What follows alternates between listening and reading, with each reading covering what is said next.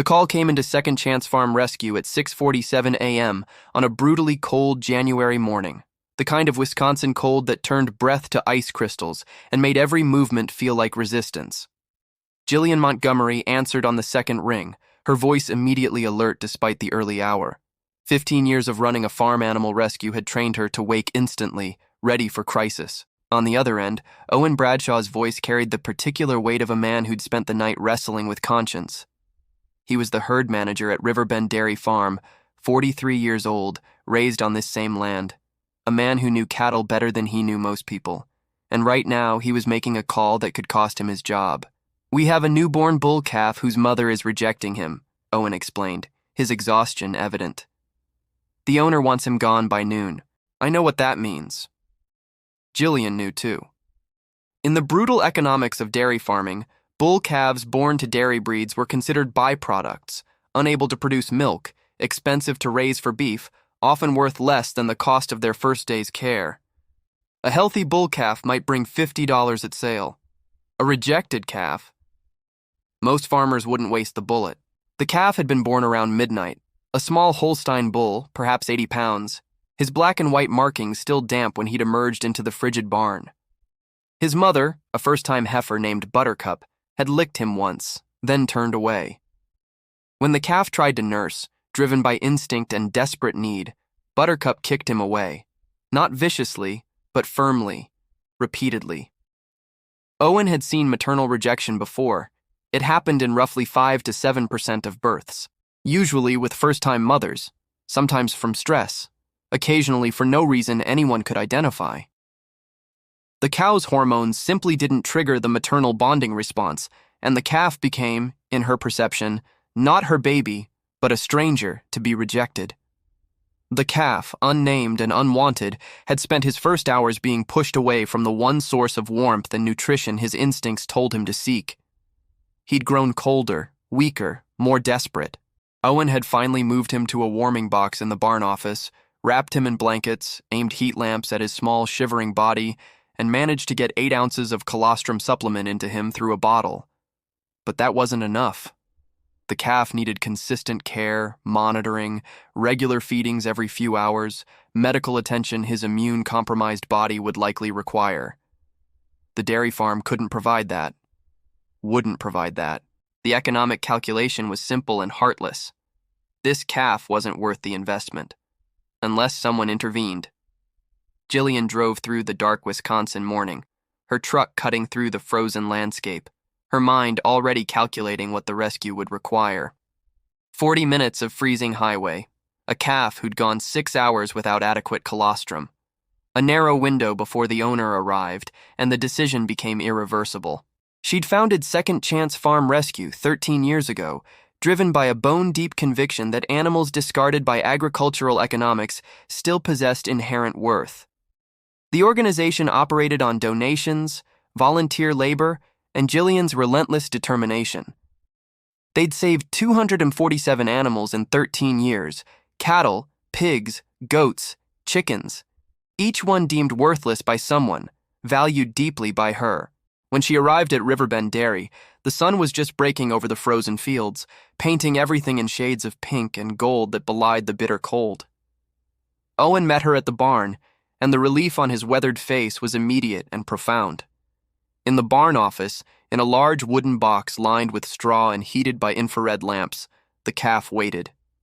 He was smaller than Owen had estimated, closer to 70 pounds than 80, tiny even for a newborn. His legs were folded beneath him, his black and white markings sharp against the golden straw. His dark eyes tracked Jillian's approach with alertness that shouldn't have been possible given his condition. He was fighting. Despite rejection, despite cold, despite hours without proper nutrition, this small creature was fighting to live. Jillian's experienced hands assessed quickly. Low body temperature, but not critical. Steady breathing, bright eyes. Weak, certainly.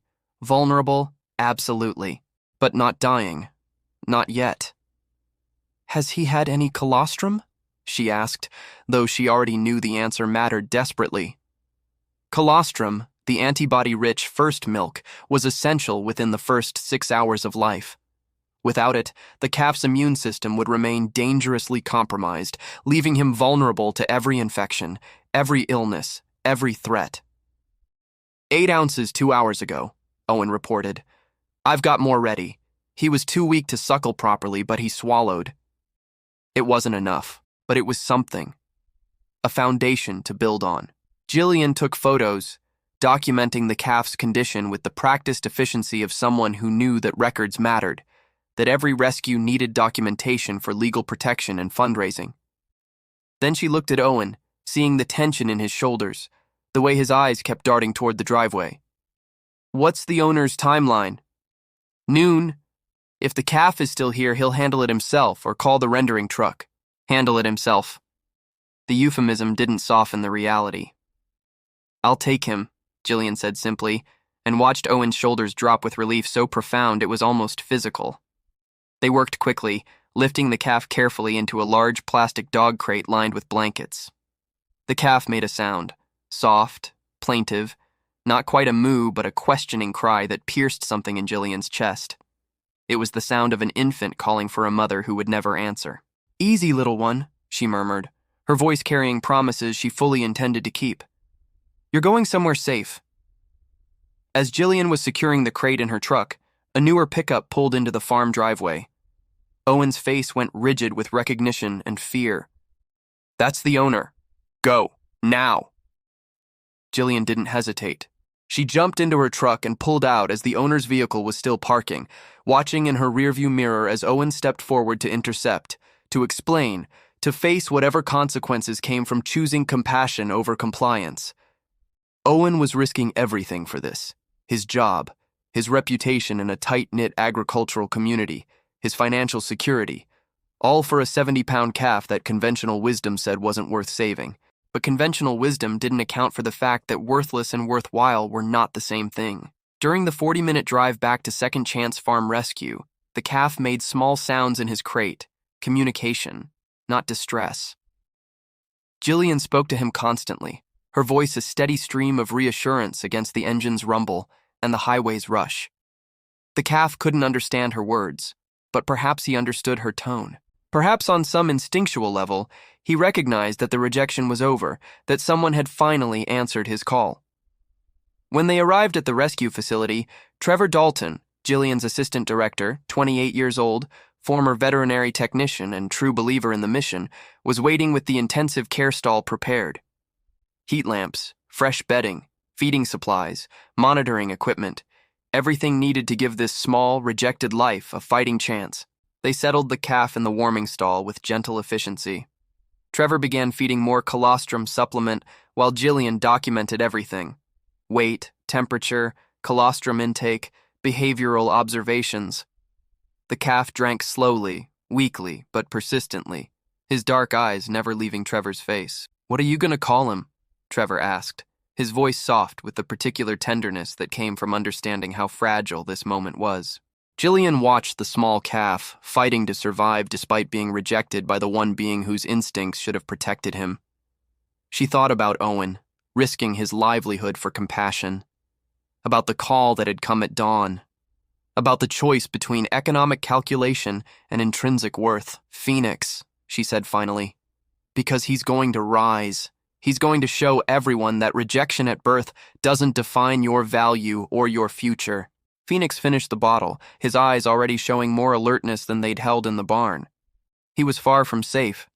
The next 72 hours would be critical, his compromised immune system a ticking clock.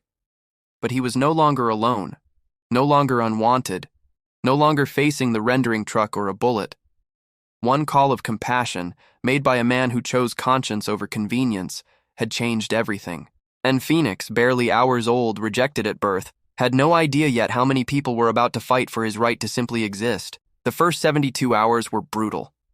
Phoenix's body temperature fluctuated dangerously, his immune system weakened by insufficient colostrum, struggling against the infections that threatened newborn calves. Jillian and Trevor implemented round-the-clock care, feeding every 3 hours, temperature monitoring every 2 hours, constant vigilance for signs of scours, pneumonia, or septicemia. On the second night, Phoenix's temperature dropped to 99, 8 degrees, dangerously low for a calf whose normal range should be 101.5 to 103.5. Trevor wrapped him in heating blankets while Jillian prepared warm colostrum, and they worked in synchronized silence born from years of partnership, their hands steady even as their hearts raced with the knowledge that they could lose him. "Come on, Phoenix," Trevor whispered, holding the bottle to the calf's mouth. "You didn't survive rejection just to give up now." Phoenix's suckle reflex was weak, but present. He drank 4 ounces, then 6, then 8. His body temperature began climbing. By dawn, he was at 100.9 degrees. Not ideal, but survivable. Dr. Carmichael visited on day 3, a livestock veterinarian who'd worked with Second Chance for years, donating services the rescue's limited budget couldn't afford. She examined Phoenix thoroughly, her experienced hands probing his small frame, listening to his lungs, checking his joints, his eyes, his reflexes. "He's a fighter," she said finally, straightening up. "His immune system is compromised, but his organs are strong. If he makes it through this week, he has a real chance." "What are his odds?" Jillian asked, though part of her didn't want to know.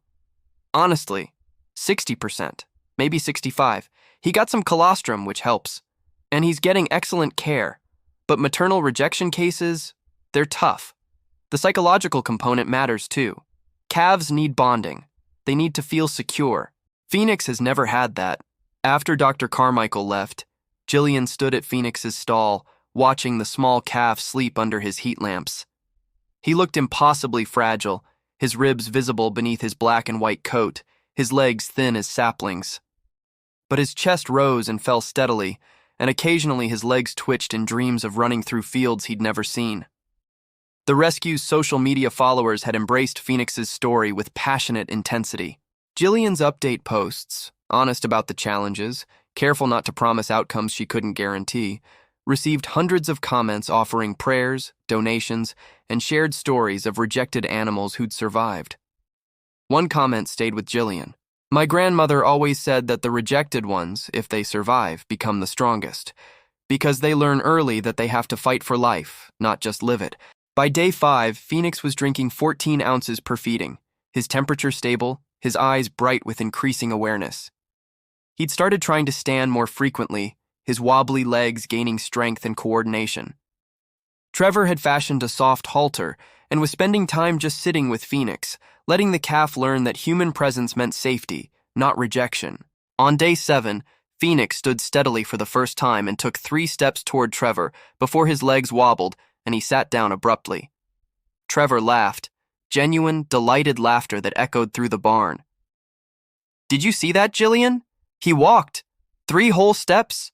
Jillian had seen, and she'd felt tears sting her eyes, the exhausted, grateful tears of someone who'd fought hard for something precious, and watched it begin to bloom. Phoenix had survived the critical period. His immune system, supplemented by colostrum replacer and careful management, was stabilizing. His weight was increasing, up to 87 pounds by day 10. His personality was emerging too, curious, persistent, with a tendency to nuzzle anyone who came near, seeking the physical affection his mother had denied.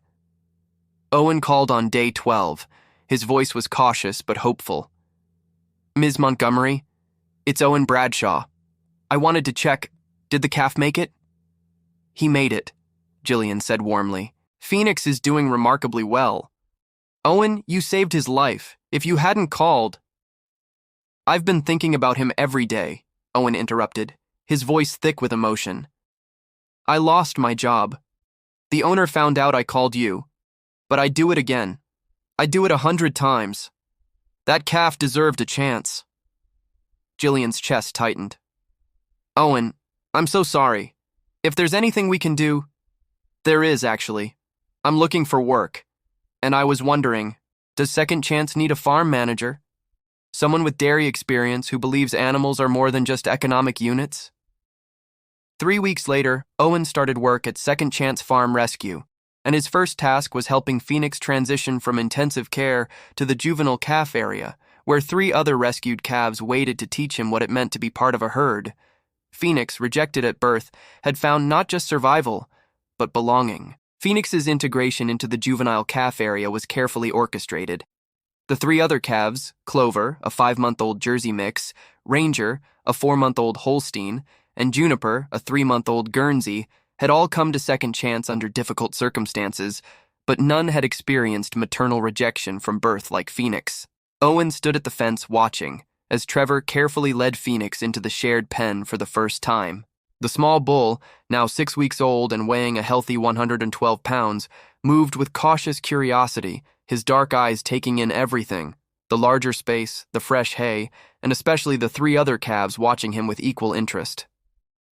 "This is the moment that matters," Owen said quietly to Jillian, who stood beside him. "Calves are herd animals. They need social bonds. Phoenix never had his mother, never learned how to just be a calf. If the others reject him, they won't," Jillian said, though her voice carried more hope than certainty. Clover approached first, her gentle Jersey temperament overriding any territorial instinct. She stretched her neck toward Phoenix, sniffing carefully, her breath creating small clouds in the February air. Phoenix stood frozen, uncertain, his body tense with the learned wariness of an animal who'd been pushed away before. But Clover didn't push. She simply stood close, her warm presence non-threatening. And after a long moment, Phoenix tentatively stretched his own neck forward. Their noses touched. Clover made a soft lowing sound. Welcome, not warning. Owen exhaled a breath he hadn't realized he'd been holding. Over the next hour, Ranger and Juniper approached with similar cautious acceptance. By afternoon, the 4 calves were eating hay side by side, their bodies close enough to touch, and Phoenix's rigid tension had melted into something that looked remarkably like contentment. "He's going to be okay," Trevor said, his voice carrying the satisfied certainty of someone who'd spent countless hours helping Phoenix learn to trust. "Look at him. He's finally acting like a normal calf." But Phoenix wasn't entirely normal, and over the following weeks the differences became apparent.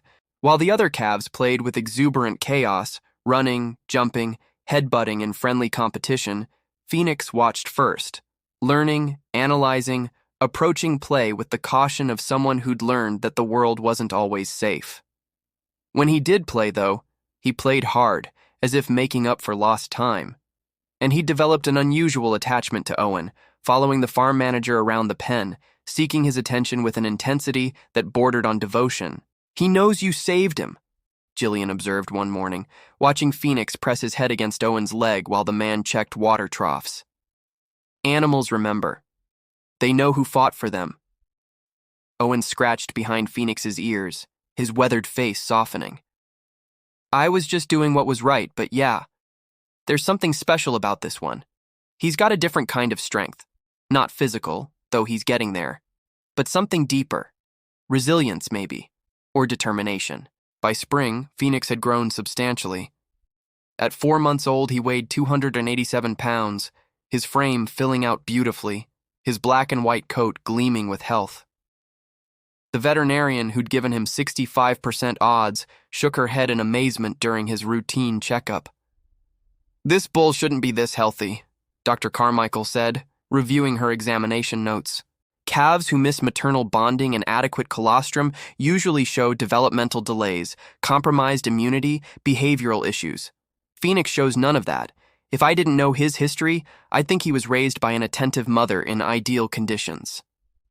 "He was raised by an entire team in ideal conditions," Jillian corrected gently. "Round-the-clock care, nutritional precision, consistent affection. Maybe that's better than one mother who didn't want him."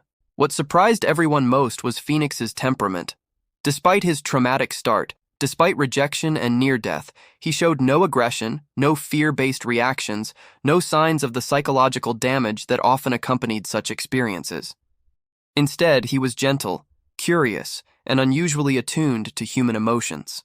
When volunteers came to the rescue feeling stressed or sad, Phoenix gravitated toward them, pressing his large head against their chests, standing still while they buried their hands in his coat.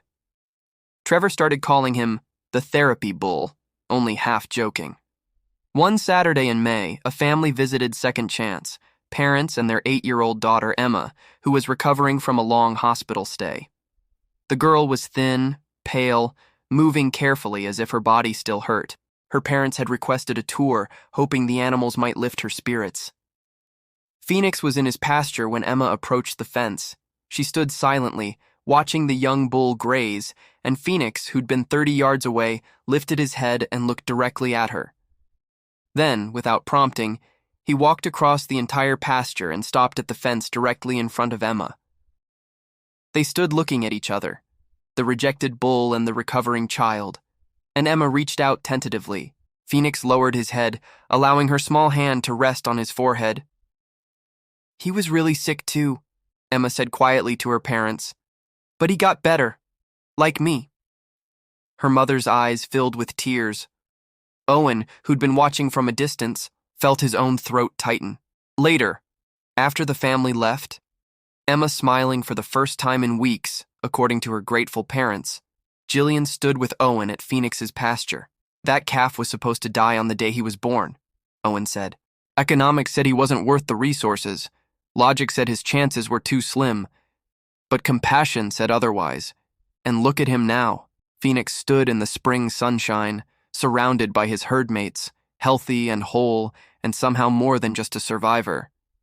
He was proof that rejected didn't mean worthless, that the unwanted could become invaluable, that one call of compassion could echo far beyond a single saved life. He was Phoenix, and he was rising still. By autumn, Phoenix had grown into a magnificent yearling bull, weighing nearly 800 pounds, his frame showing the powerful build characteristic of well-bred Holstein genetics. But it was his temperament, not his size, that had made him something extraordinary at Second Chance Farm Rescue.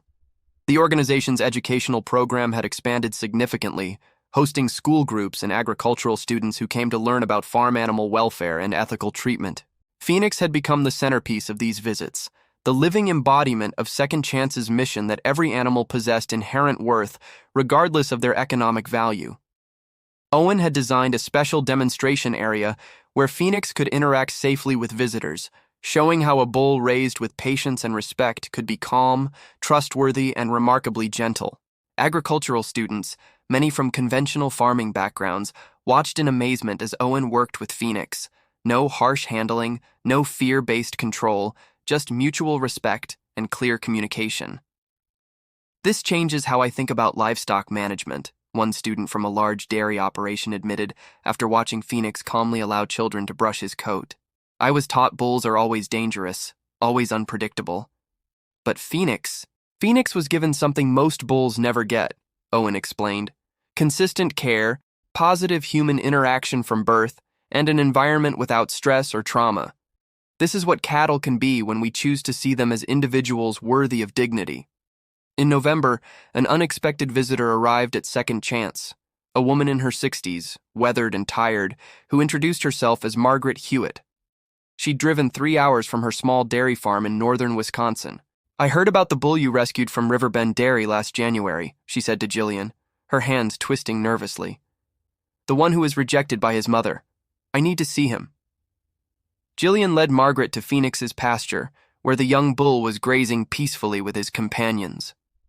Margaret stood at the fence for a long time, silent, tears streaming down her weathered cheeks. "That's Buttercup's calf," she finally said.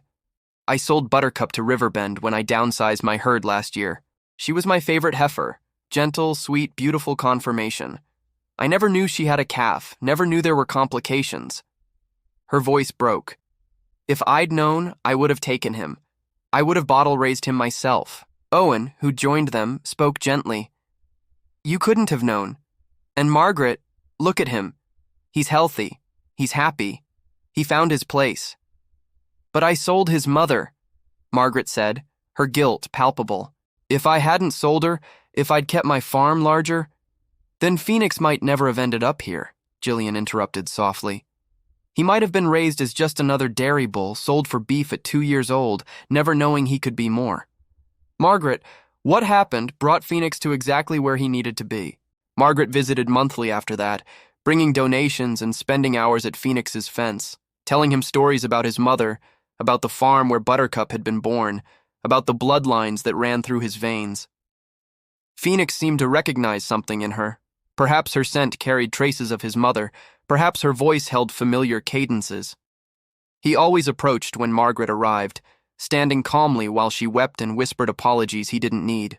By December, Phoenix's story had been featured in agricultural journals, livestock welfare publications, and even a regional news segment. The coverage brought attention to Second Chance's mission and prompted donations that allowed the rescue to expand their facilities and save more animals. But more importantly, Phoenix's story had changed minds. Farmers who'd never questioned the practice of immediate disposal of rejected or worthless animals began calling Second Chance for advice on bottle raising, on giving second chances, on seeing value beyond economics. Owen received a call from Riverbend Dairy's owner, the man who'd wanted Phoenix gone, who'd nearly cost Owen his job. The owner's voice was gruff, uncomfortable. "I saw the news story. About the calf. About what he became. I wanted to say, I was wrong. About the calf. About firing you. You were right to call that rescue." It wasn't quite an apology, but it was acknowledgment, and that mattered. Phoenix, rejected at birth, had become a teacher, showing everyone who met him that compassion wasn't weakness, that worth wasn't measured in dollars, and that one call in the dark winter dawn could change not just a single life, but countless lives touched by that one act of courage. 2 years after that frigid January morning when Phoenix had been born and rejected, Second Chance Farm Rescue celebrated its 15th anniversary with an open house attended by over 300 people. Farmers, volunteers, donors, students, and families who'd been touched by the organization's mission gathered to celebrate animals saved and lives changed. Phoenix, now a mature bull weighing 1,600 pounds, stood calmly in his demonstration area as a steady stream of visitors approached to meet the animal whose story had become legendary in Wisconsin agricultural circles. Children reached through the fence to touch his nose. Adults took photos. Everyone left with the same observation. He didn't look like a bull who'd been rejected and nearly died. He looked peaceful, confident, content. Owen stood beside Jillian watching the crowd, his weathered face showing satisfaction that went deeper than professional pride. Losing his job at Riverbend had been the best thing that ever happened to him. He'd found work that aligned with his values, and he'd been part of something that mattered. 312 animals saved in 15 years, Jillian said quietly, reviewing the banner Trevor had hung in the barn. But Phoenix changed everything. His story reached people in ways statistics never could. He made people feel something. Margaret Hewitt had become a regular volunteer, and she stood at Phoenix's fence telling a group of agricultural students about the importance of reconsidering conventional practices, about seeing animals as individuals, about the ripple effects of choosing compassion over convenience. Dr. Carmichael, the veterinarian who'd given Phoenix 65% odds, shook her head in wonder. "I've been a livestock vet for 30 years. I've seen hundreds of rejected calves. Most don't make it past the first week. The ones who do often show developmental problems, behavioral issues. Phoenix shows none of that. He's thriving in ways that challenge everything I thought I knew about maternal rejection." "Maybe," Jillian suggested, "he shows us that family isn't always about biology." Phoenix never had his mother's care, but he had round-the-clock attention from people who believed he mattered. He had Owen's dedication, Trevor's patience, and an entire community that refused to let him fail. Maybe that kind of love is just as valid. As the celebration wound down and the sun set over the Wisconsin fields, Phoenix stood in his pasture surrounded by his herd.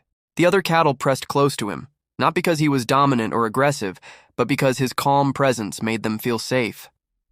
Owen walked out to check water troughs one final time, and Phoenix approached as he always did, lowering his massive head for their evening ritual of scratched ears and quiet conversation. "You did good today, Phoenix," Owen said softly. "All those people came to see you, to hear your story, to understand that rejected doesn't mean worthless. You've taught more about compassion than any lecture or statistics ever could." Phoenix rumbled contentedly, his dark eyes reflecting the last light of day. He'd been born on a frozen January night to a mother who didn't want him, deemed worthless by agricultural economics, hours from death. But one call of compassion, one man choosing conscience over convenience, had changed everything. Phoenix had survived.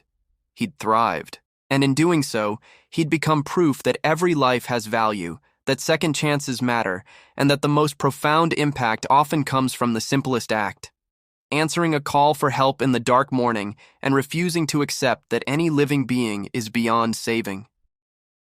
The rejected calf had become a teacher, a symbol, and a legacy, and his story would continue inspiring compassion long after the winter night of his birth had faded into memory. Some lives are meant to change the world. Phoenix was one of them.